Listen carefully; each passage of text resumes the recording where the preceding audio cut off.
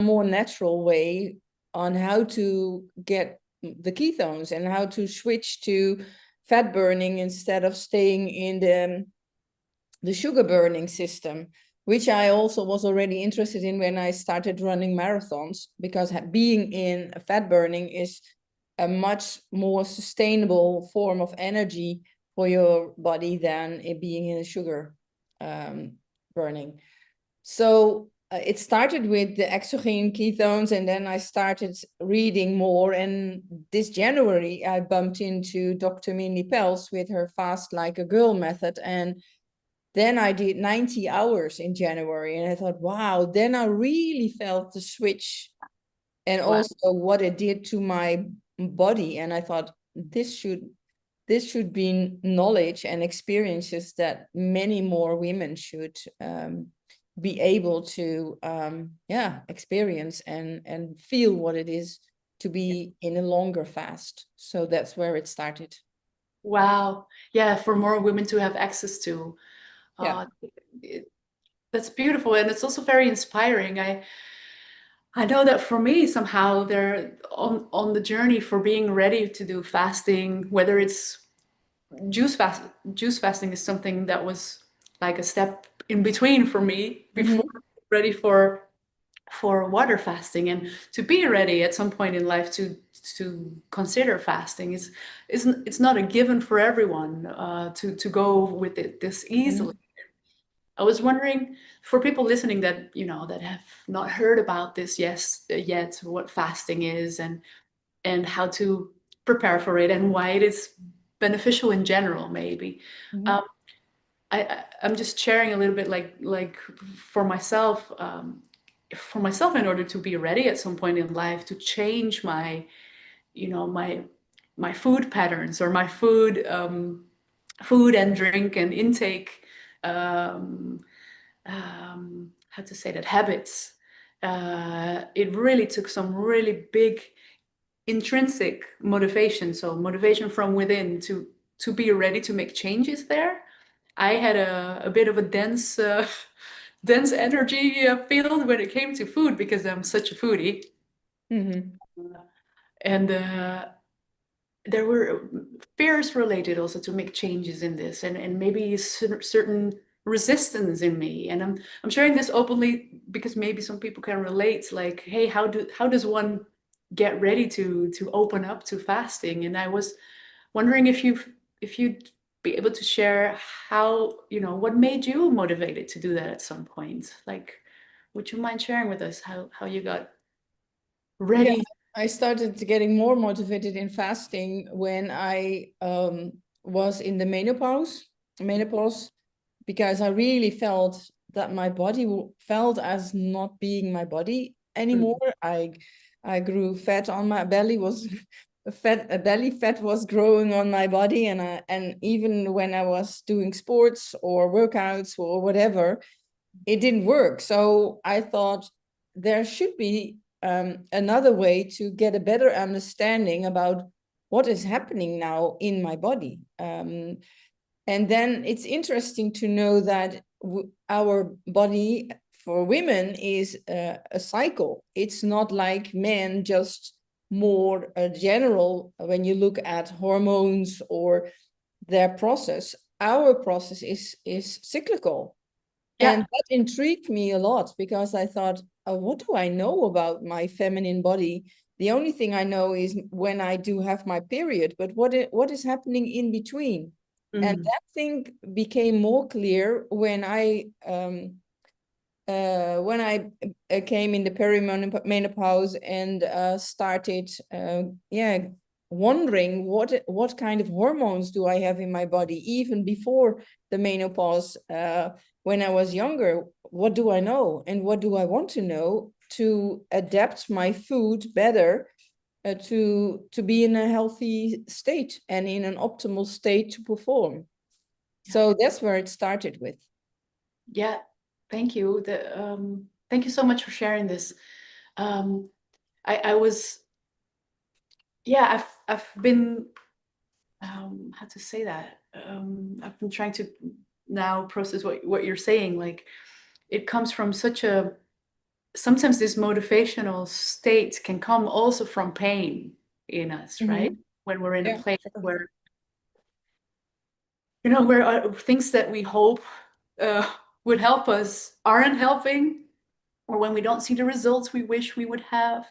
Um, Thank you for that openness and also vulnerability and your strength in it, because I know for me, it was also the willingness to go for something like this, or to get curious and to be open, also was related to pain in my case. It was periods of my body, not knowing how to trust my body anymore because it didn't function in the way I took for granted before.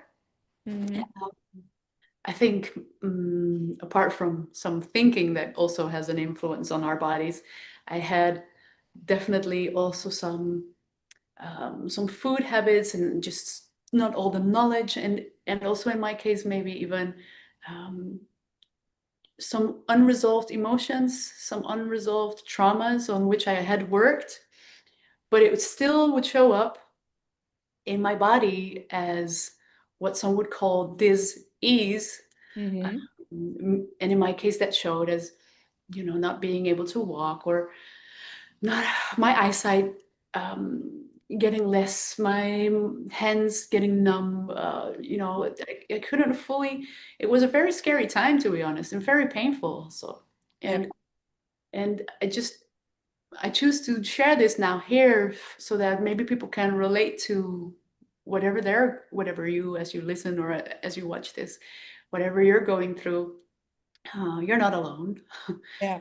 Yeah, Yeah, we it's actually, and that's where I write a lot about. It's your body talking to you, and yeah. you, often we are not conscious about it or aware. And Mm, in my case, it started with my thyroid yeah, just before the menopause, and it's absolutely related to what's happening or what was happening in my body, but it yeah, was also related to what was happening in my life in general. So yeah, it's connected to thoughts, to emotions, to feelings, exactly what you say. But we are not taught in school how to deal with it. So you try to figure it out yourself.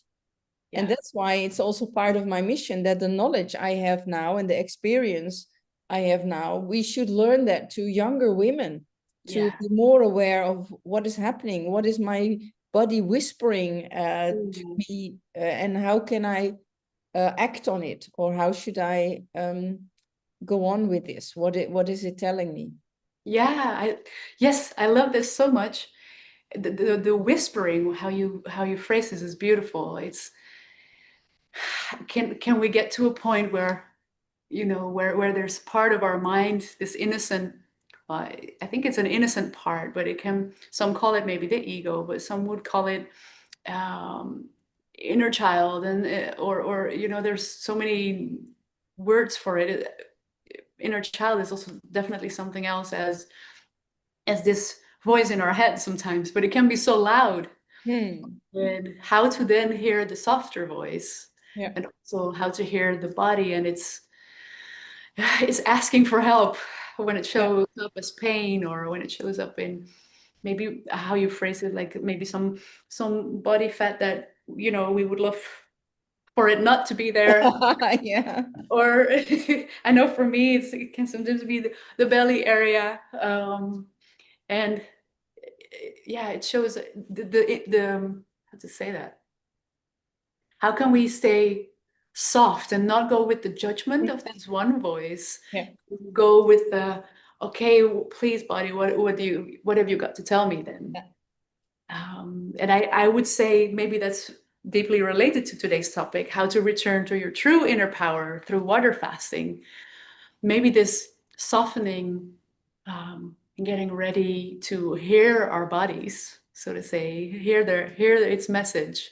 Yeah, that's exactly what is happening during the retreat or during the 72-hour Vata fasting, is that in the silence, you can hear what your body is trying to tell you.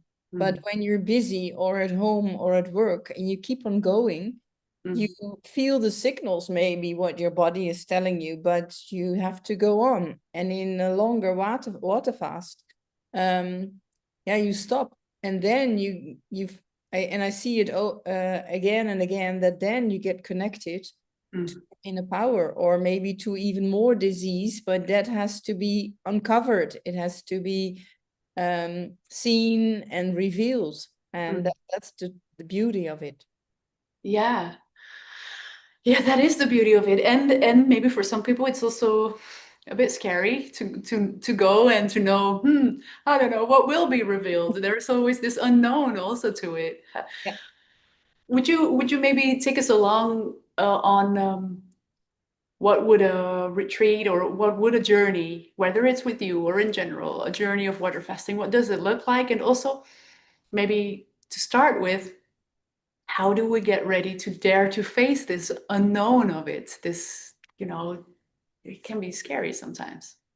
Yeah, to start with, the last thing that you ask is, when are you ready? When you feel a kind of disease, or not being comfortable in your body anymore, and feeling kind of disconnected, that you feel not on top of your energy, or what you can do, or who you want to be.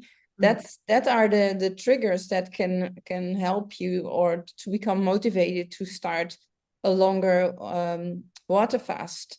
Because what's happening is that your food is not connected in the right way anymore to how your body functions, and how your body needs the food. And that doesn't have to be complicated, but it's that kind of feeling of being uncomfortable with yourself, or maybe being curious how to um, yeah, be more caring. It's self-care for your body. Those two things are very important, mm, that you are motivated either for being having more self-care for yourself, or yeah, being curious, what can I do to feel better than I'm feeling now. And what happened the last years is that fasting was very much discouraged for women, because what, like I said earlier, is that our body is a cycle. We have 4 phases in our cycle, yeah. and you should know when to fast and when not to fast. But it doesn't mean that fasting and a longer fast should not be, or is not healthy for a woman. So so there are a lot of myths, and I wrote about that. There are a lot of myths about fasting and the female body, but it actually is very healthy for women, because during, for example, the 72 hours fast, you come after 48 hours in a kind of dopamine reset. Yeah. So there, then you also feel it in that you feel less stressed, you relax more, and it is a bridge to getting the autophagy, as we call it. Autophagy is more the cleaning of your cells, and even your body starts making new stem cells. I Yeah. don't, Wow. yeah, Stem cells. Yeah. stem Cell cells, renewal. stem Yeah. cells, yeah. And that is so powerful, because then you renew your body from the inside. And it's not only renewing it on a physiological level, but you can imagine maybe that if you start cleaning your cells and renewing your cells, you're also clearing up emotional things. Mm, Old memories are coming up, because your cleaning is on more levels than only what it does with your body and functioning of your um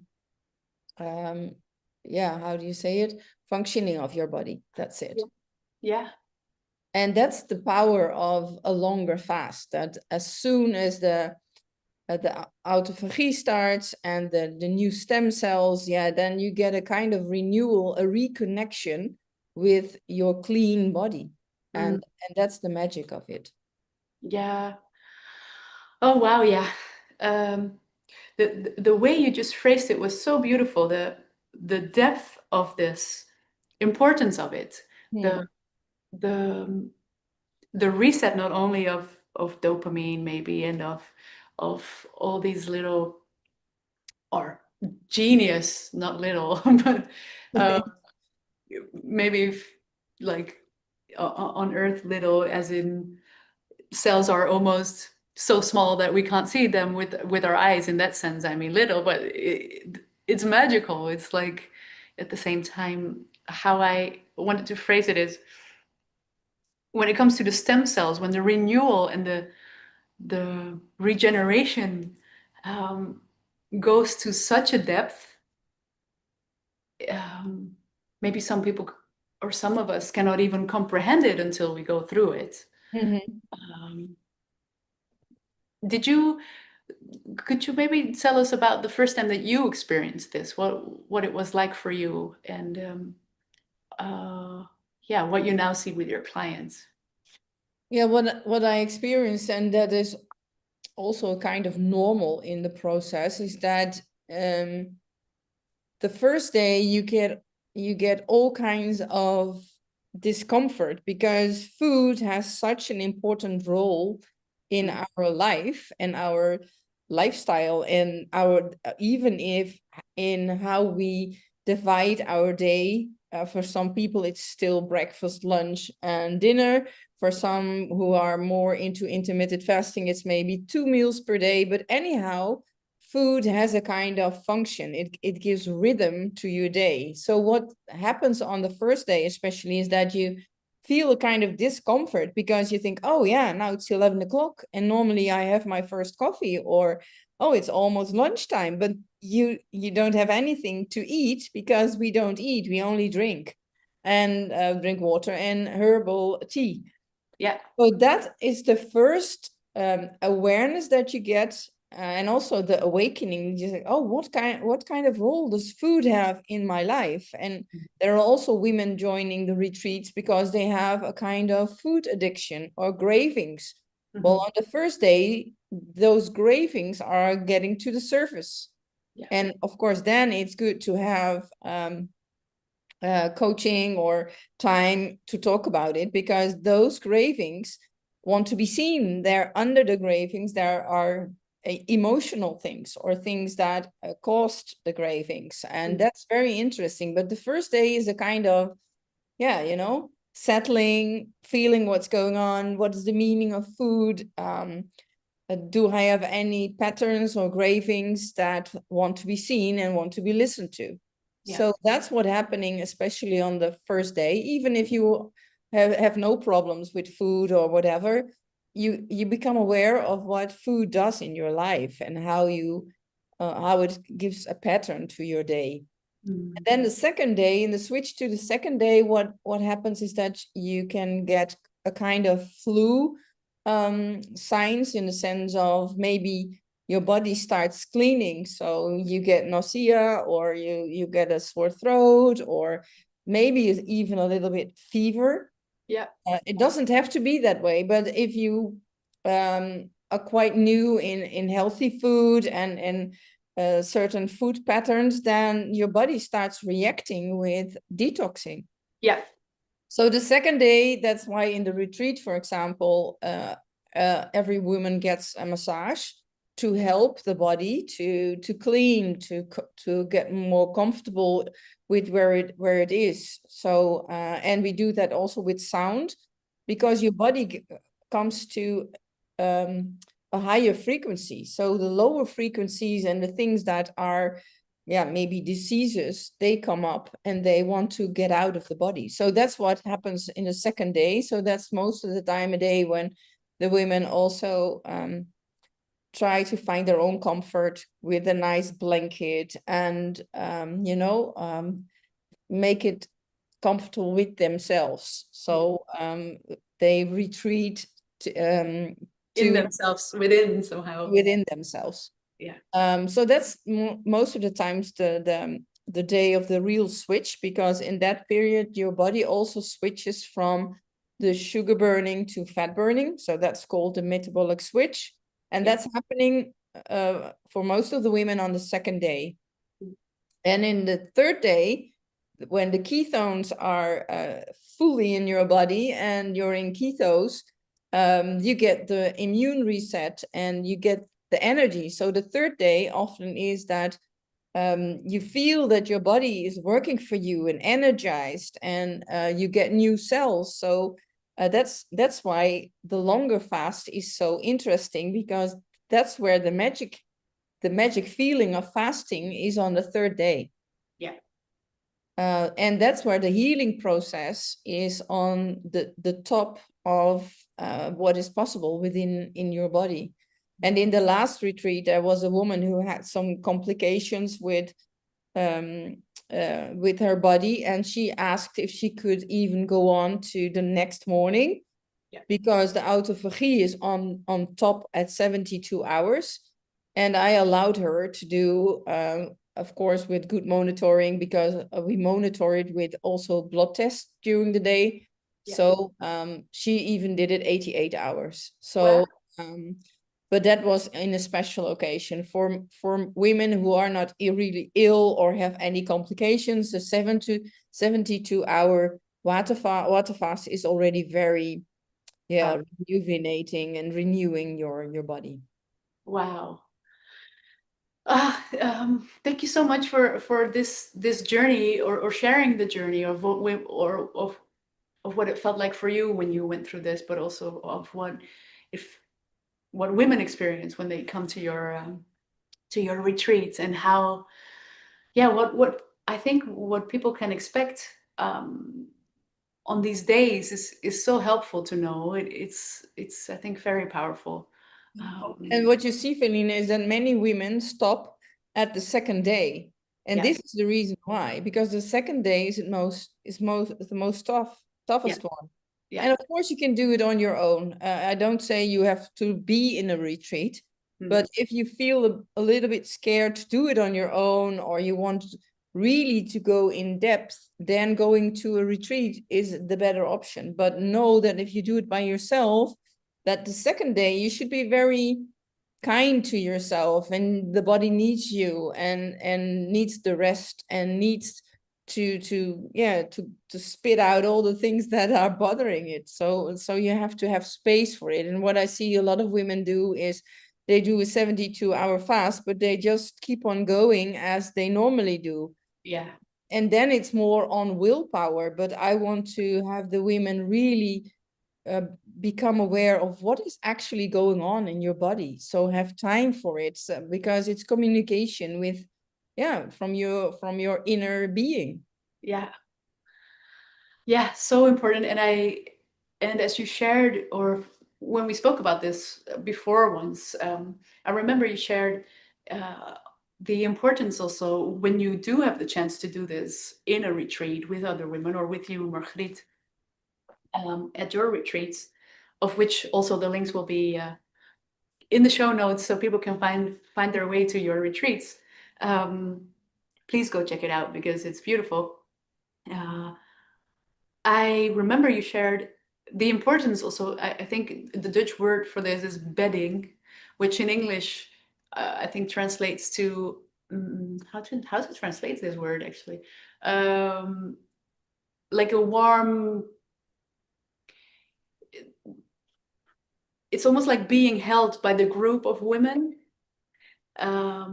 Like if you're able to do it financially, and also, physically, if you're in a state that you can actually travel and do a retreat with you together, I would say there is much more support emotionally, physical support, but also like spiritual support, I'd say, to be held by other women and to heal together in this way. I think it's very powerful component to it. Yeah. And that's the thing we should do more, I think, even in general. I think we have a nice example we can elaborate a little bit on later on, maybe, but what happened between us. But I think that as women at the workplace, or in your company, or at home, being respectful to the how do you say it, the cycle of your body is the first step to make. And also being respectful towards each other, in which phase of the menstruation or your cycle you are, is what we should learn again. Because what started to dilute is when we started with anti-conception, with using things to even repress our menstruation, because then we could work harder or we were in a better condition. But that is not a natural way. And what I see more and more is that a lot of women get hormonal imbalances because we repressed in the first place our natural cycle. Yeah. And what is, and that's part of the society we live in, is that we have the tendency to then take from the outside the solution to balance our body again. And I think that with water fasting, and there are other natural ways of rebalancing your body again, is that is important, instead of trying to fix it, because we are very much in a fixing society, I think. And while there are very beautiful natural things possible to rebalance your body, but for that you should know and respect what's going on in your body, also in the menopause. If you know what's happening in the between the different hormones, and you even get a little bit depressed, a lot of women around 45 50s get a different mood, do not recognize their character, and that's all related to what's happening in your hormonal balance. And of course, it's the easiest way to take a pill. Yeah. The better way is to start understanding, what is my body asking right now? And that is being respectful and being on top of the self-care for what your body needs. This is beautiful, and I think it's great to go into this, to elaborate on the feminine, maybe the feminine in general, female beings growing up. I think it's even a broader scope, but that's maybe not for today. You know, we've grown up in a society that for ages, or maybe even millennia, I would say, has grown into quite the patriarchistic way of approaching life, and then for the past ages, like you said, there was this way of living where the industrialization made it almost necessary for also men also have cycles, 24-hour cycles, and then women have 28-day cycles. And I guess not only women have become innocently a victim of this patriarchistic way of, you know, leading the world and its countries, and hence the cultures. I think even men have fallen victim of this. But that's a broader conversation. Not for We today. can talk hours about this. Yeah. Hours of info there. And I'm just mentioning it to say, hey, we're here today also to honor the men, of course, and their 24-hour cycles. And maybe the way to do that today, at least in our conversation, is to zoom in on the feminine, so that as we learn to own, respect, honor, and embrace our own cycles again, we can hence also be softer and more welcoming towards the male cycles and what they need. As we learn to put ourselves first in this, which is very important. And then we dove into something you just shared so beautifully. Before we got to this podcast episode together, Margriet was so sweet to want to come and visit me here in our studio. And I invited you, and I was so excited about it. And I had overseen something, or didn't oversee something, which was, even though I'm already years off the pill, I used to use a pill, I used to use even a spiral as anti-conception, which is placed in the womb, which is IUD is it called? Yeah. IUD. Okay, thank you. And there's I tried many things, and I was always very sensitive to all these hormones and all these chemical hormones I'm speaking about now, right? Of course, also my own, but the things that come from outside. Mhm. And something in me always, you know, had it didn't feel right to take these things. So at some point, especially after, I'm saying it quickly now to create a bit of a round circle, but we can dive into that later if it fits the topic. But I think only after the miscarriages that I went through was I, and feeling the grief of that, was I finally ready to fully stop um, any chemical medication and also chemical anticonception and any of this. So it took me years to be ready to do that. And also it took me years to find my way back to what is my natural cycle, to learn to live with that and to remember on what days am I most fertile and on what days is this a cycle week where, you know, um, where some people call this the period, or the in French, la règle. There's so many names for this, of course, but I had overseen in our conversation to for you and your beautiful journey to come and visit us here and have this podcast being recorded live in the studio. Um, I had not seen, oh, oops, that is the week of my moon cycle. And I then try to communicate that with you. Like, how can we solve this? And we had the journey on how to find each other in this, and how can I stay and honor under this moon cycle week? How can I be with that? How can I be respectful to you in your beautiful willingness to come and visit us here? How do we do this? Would you like to share on what it was like for you?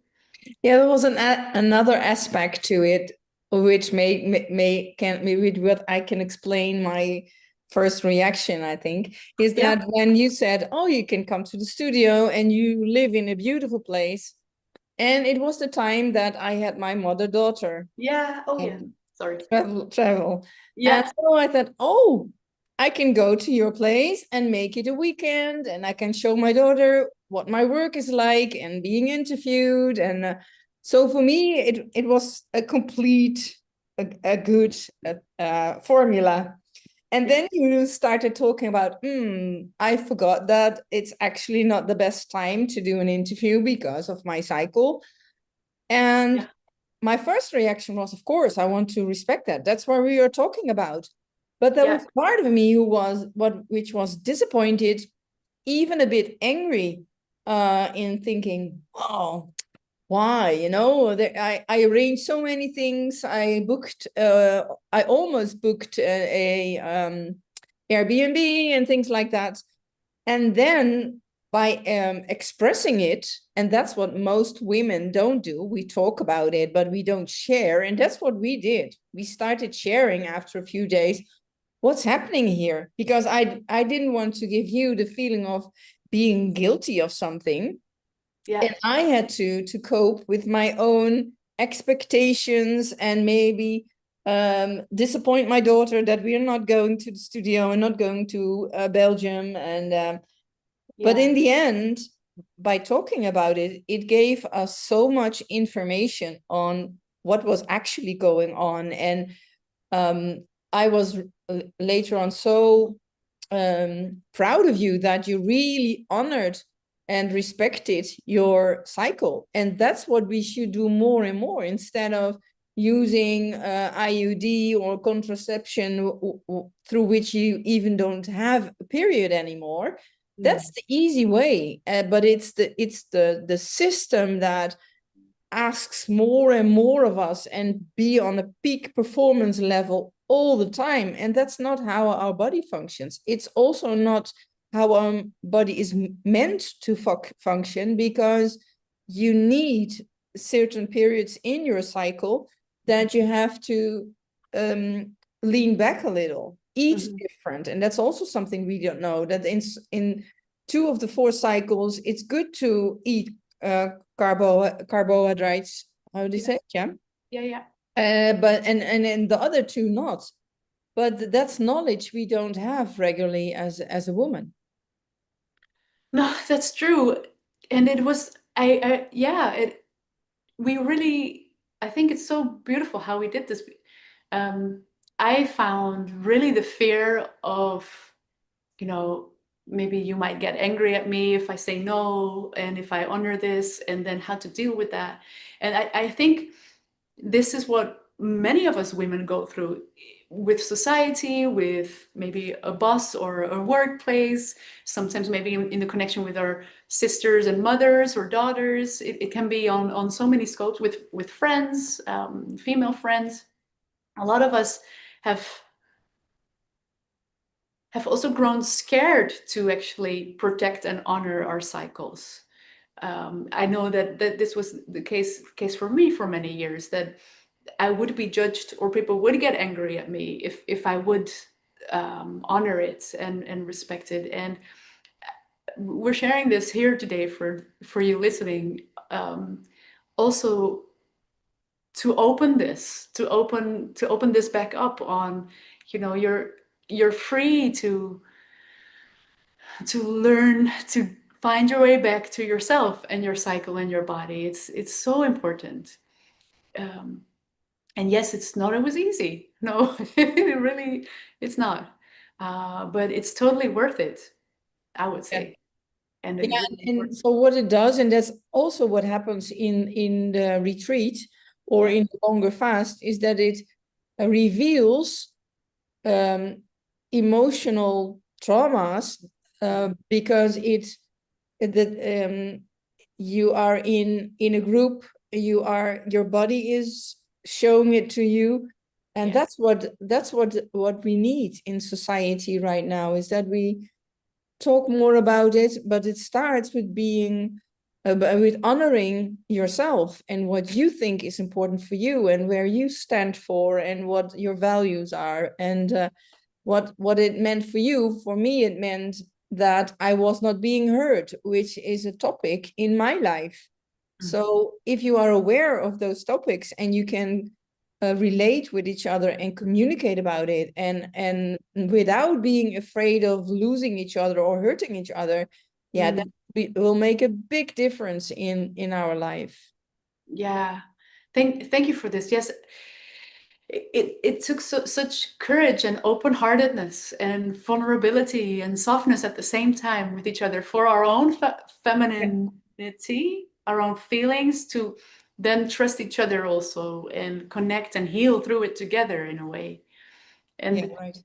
and I hear it more and more that when women get together, we heal together. And that's also the power of coming to your retreats, I would Yeah. say.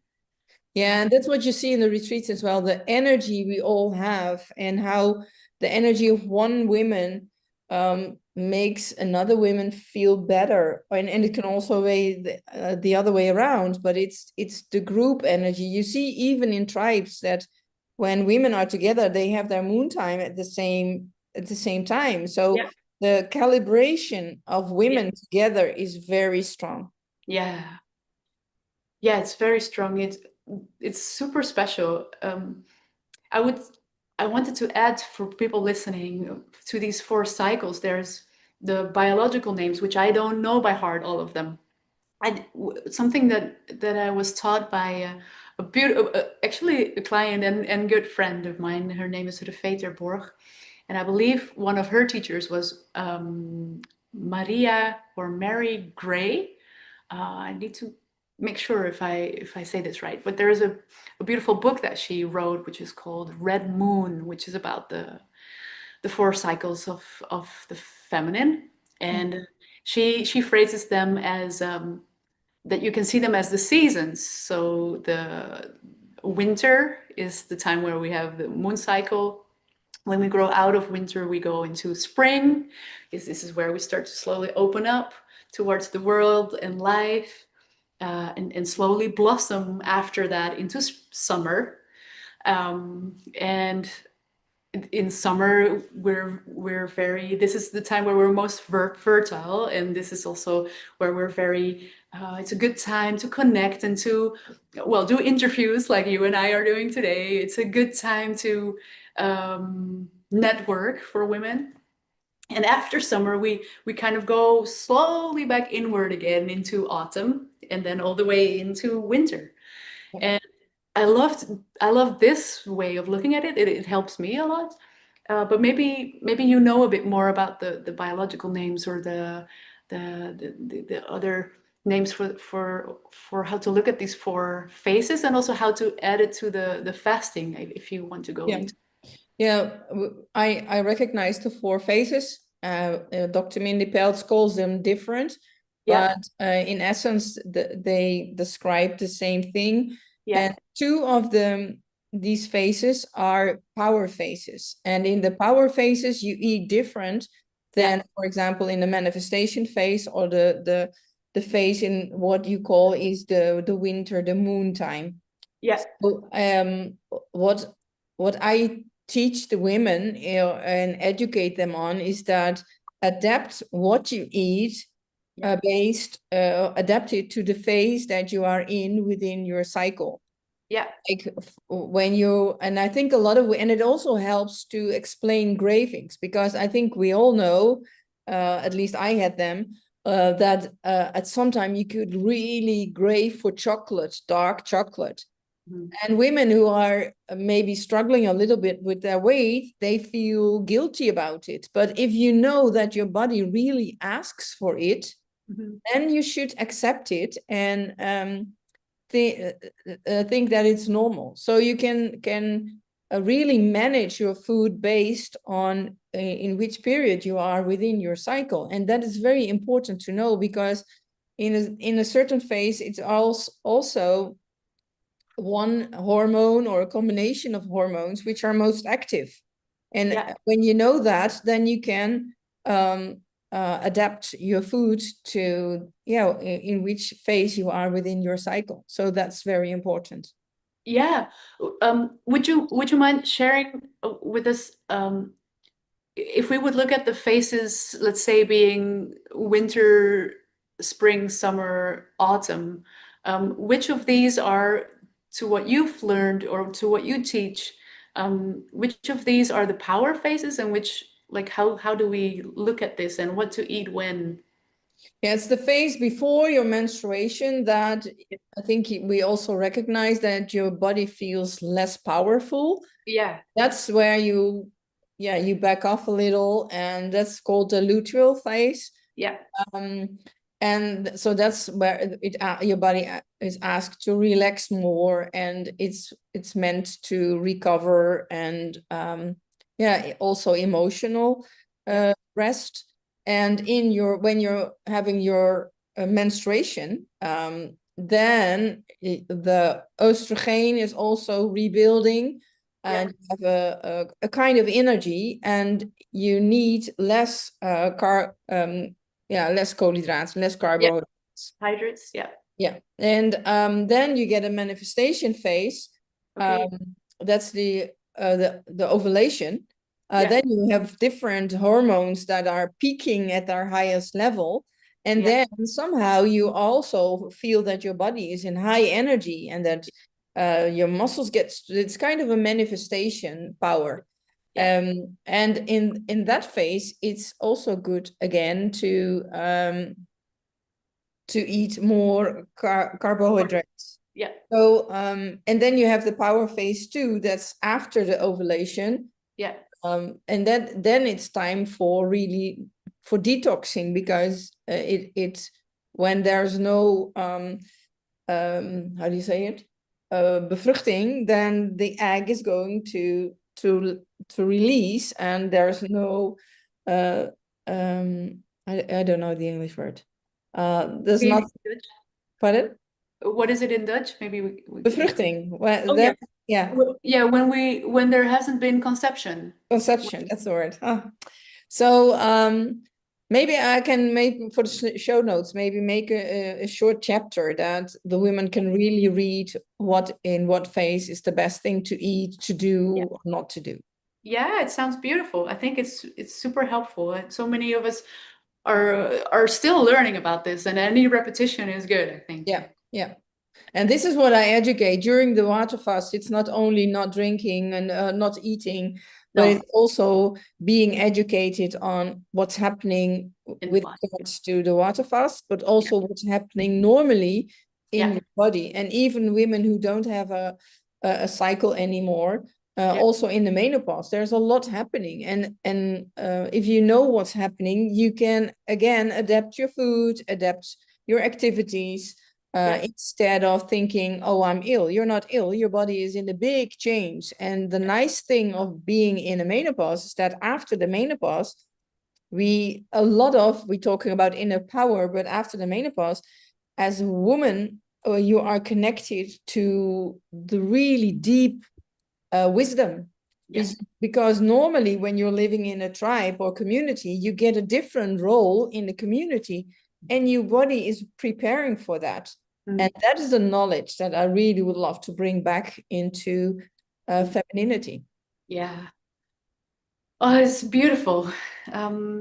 And there's so much being shared. I'm just looking at the time to also want to respect and honor your time. Um, and also, I see that I might need to, in 5 minutes, just to make sure if my battery is still going good. One little check. Um, uh, I think I'm just looking at my notes because I always join in with some notes and some things like have we covered most of it? I think Yeah. we covered a lot, and I'm so grateful for you and the beautiful wisdom and knowledge that comes through the screen or through the audio here today. Um, and thank you everyone listening here also for joining us and for watching.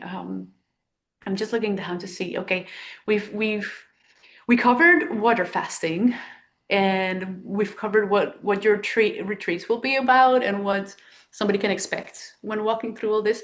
We've covered how can we find motivation to change any habits and patterns on our food, on our bodies, on how can we find the way back to this inner power of us. We covered even the cycles of the feminine. We even covered quickly the cycle of the masculine. We've covered the power um, of how we actually can find our way back into self, and from there on learn how with water fasting, renew and regenerate even stem cells, how deep it goes, um, and that it doesn't only clean and renew the cells and hence the body on a physical level, but it also does a lot on a spiritual and emotional level. We kind of clean, we get a whole new set of thinking, a whole new set of eyes almost through which we look at the world Mhm. and our own world and our inner world, through going through these processes. And I would say we found a way today already in how to awaken this inner power of ours. Um, and I know there's something that I saw that you speak about, or in some of the beautiful texts which we'll add to the show notes as well, where you speak about the importance for women to learn to sink in surrendered manifestation. Mhm. And I was wondering if that might be helpful now to kind of go into to make it full circle, um, when it comes to the feminine and this manifestation phase of ours, but maybe also more in general. What do you mean, or what does it mean to you? Um, Yeah, surrender manifestation, I think, is more the more feminine way of achieving what you want in life. But that starts, and that's also very applicable, I think, to the title of this podcast, is that you can only surrender to what is and to what you want if you're really connected with your true inner power and knowing your identity. And that's not especially hard work. It is hard work from the heart, but not that you have to do more and fix it and try to solve it, because that's very the manly way of doing it. And I think there we have a big power, that if we are able again to surrender, and in surrender take more rest and more alignment with who we are, then many more things will show up in your life that of which you feel, yeah, this is who I truly am, because these are the things that fit into the way I look upon life, the way I want to live, and the way I want to be a mother, and live the life that in which I show them what life is about. Yeah. Oh, wow. This is so beautiful, and deep. It's almost about this, maybe. How I heard the other day, about what it is like, the difference between men and women, and the feminine cycle, and especially when it's moon cycle time, that it's these depths of us, that it can be seen as a well where we put in a bucket to get water. Like, I thought it was a beautiful metaphor on how to sink, to step into this bucket, so to say, surrender to the fall down into our own well and find that water of ours. I thought it was a beautiful metaphor to look at this journey of, it sometimes can be, it's really a journey to unlearn what we've learned in the hard working and the fixing, and to learn to surrender and lean back and trust that we're safe to do so. Yeah, and another thing, what I can add to that is that connecting with your true identity is something you do, in a vertical way, connecting with the creator, connecting with the universe, whatever you call it. But what happened during the last decennia is that we connect horizontal. We think that we need something from the outside, like a course or a medicine or someone else who cheers you up or whatever. And I think that's what I mean with surrendered manifestation, is that what you do in true alignment with who you are, but also in true alignment with what life has to tell you and what the universe wants you to experience. Wow. This is beautiful. Yeah. Sometimes at the end of these podcasts, which is never an obligation, but sometimes we'll make sure that there's, that the stage can be yours. If you have any idea or any little exercise or any little meditation or something for people listening and watching to experience what it's like to connect, or to experience maybe what it's like, what you offer in your retreats. Would there be something short or something that's just unique to you, or some information that you still like to share that we didn't cover, that you can take us with you in the coming couple of minutes? Yeah, what I what a short meditation can be, and what I often use also in my coaching, is that just sit in a comfortable place and close your eyes and feel where you are, but also feel if there might be another version of you. I call it the future, your future self, which is maybe very nearby or maybe a little bit further away. And while sitting or lying down, try to see that future self and how close it is or how far away, because that's the place of your true identity. That's the place of your true inner power. And in a meditation, you can try to let her come closer to you and be aware of what's happening. And of course, the final thing that you would like is that you become one, because you are one. And what we often do is that we're running after something, to getting somewhere or to being someone, and then you feel a gap, then you feel a distance. But in a meditation, you can sit very relaxed and try to connect and try to see if she can already become closer to you. And if not, be curious what is in between. So that's a good, I think, first exercise to do. I love it. Yes. Beautiful. Um, I would almost assume that people will experience something deep as that with you when they join you on your retreats. Um, Mhm. I hope, just mentioning it again, please go and find Margriet, her website and her retreats. You'll be in for a treat going to her retreat. That's good. Uh, I would say, yeah, find your way to her, and we'll add also your email if people want to reach out to you. Thank you. And yeah, and we'll make sure to share all this. Yeah, something I'd like to close the interviews off often is to ask if there's, if there's any saying or a motto or something you live by, maybe a phrase or a quote that you just Mm. really love and that you feel is important for people to remember. Yeah, the quote that I use for Unlimited Moms is speak your truth, change the world. Mm. And then speak can be in different forms, but it's at least, yeah, show up, show who you are, and then your surrounding will change as well.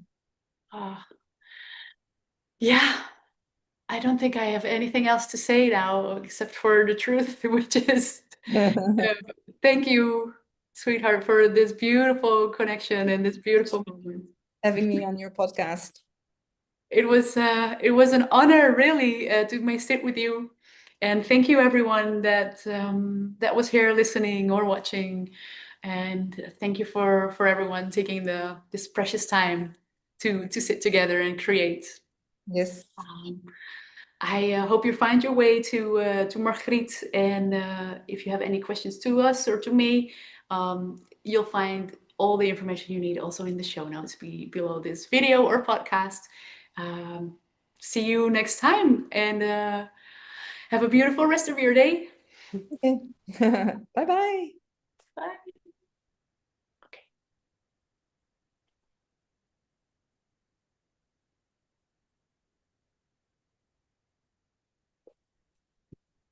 Recording stopped. I'm just stopping YouTube, and I'll stay here for 1 second longer, but I just need to stop the YouTube also.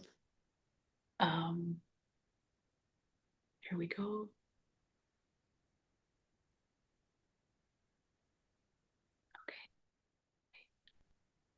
Okay, and battery. Battery. That That happens sometimes. All right. I think we're good now. Thank you. Yes, just in time. Just in time. Oh, hoe gaat het daar? Hoe ging het voor je? Het Oh was ja, ik wilde fantastisch. nog zoveel vertellen. En dan soms denk ik, oh ja, Nederlands woord, Engels woord. En ik denk, oké, that's not the most important thing. Dus ja, dat zeg ik, als je eenmaal dit onderwerp begint, there's so much more to it. But ik hoop dat het wel een soort van rode draad in zit of zo. Oh, zeker. Dat had het zeker. Dat was prachtig. Oké. Ik vond het echt super. En wat mij betreft, we kunnen altijd een nieuwe doen hoor. Dan gaan we gewoon weer Oh, verder. ja. Ja, leuk. Dus Nou ja, wie weet komt er dan een topic uit dat je zegt van, nou, hier gaan we echt even dieper op in of zo. ja, Want zeker die 4 fases en zo, en dat koppelen aan het vasten, dat is eigenlijk key.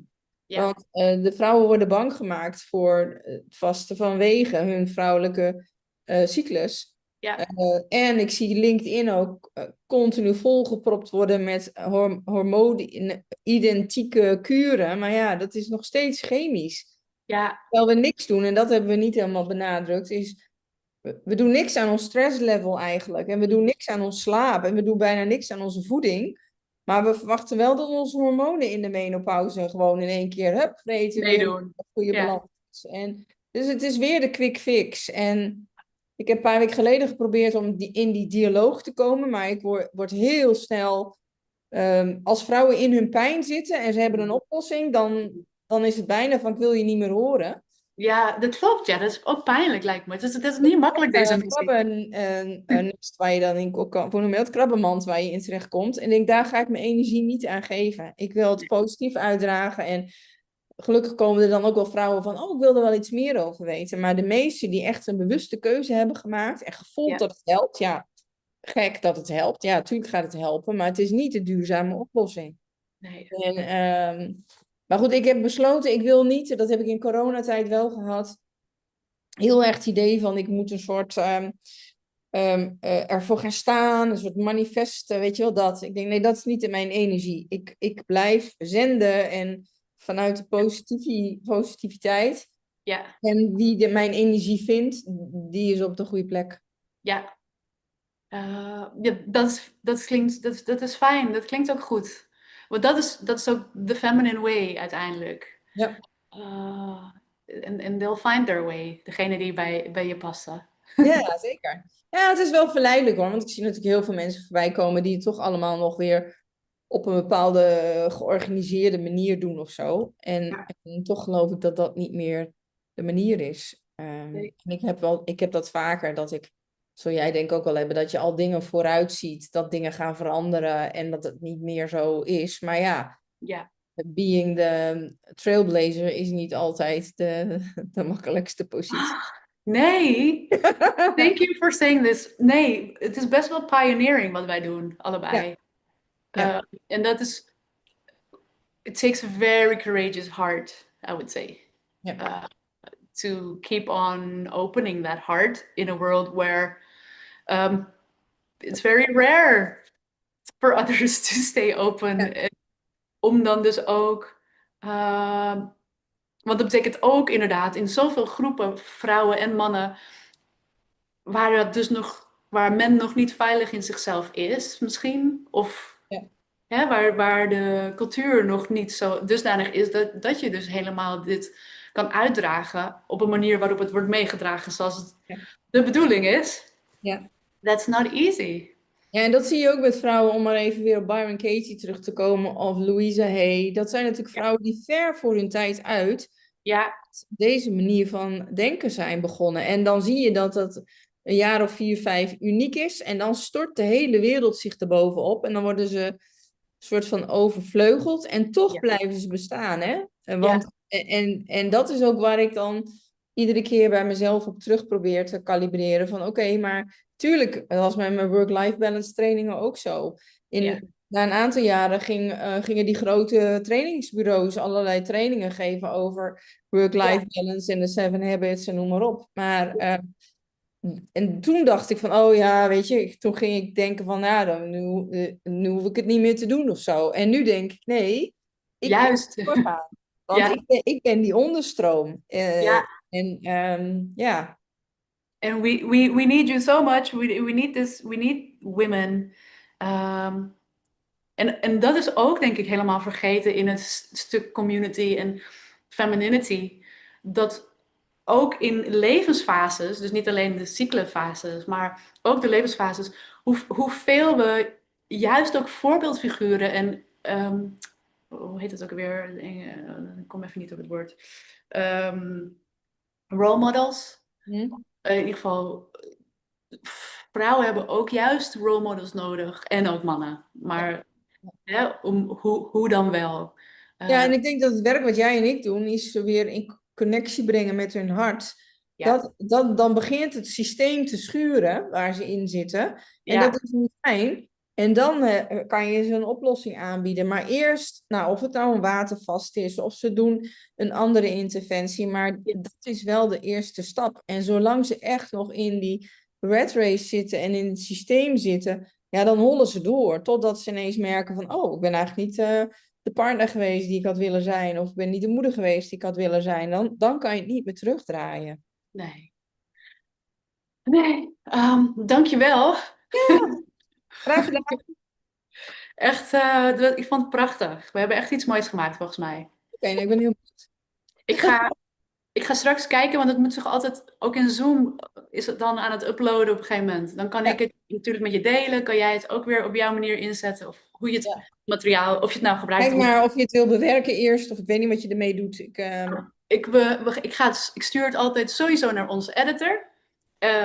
Dus er komt materiaal, maar dat kan zomaar even een tijdje duren. Ja, Zeker als we meerdere interviews op een rijtje hebben. Dus ja, zo snel dat klaar is als het kan, komt ja, het jouw kant op. En in die tussentijd kan ik wel al het materiaal wat zich nu in Zoom, zeg maar, opslaat, dat kan ja. ik natuurlijk allemaal gelijk met je delen.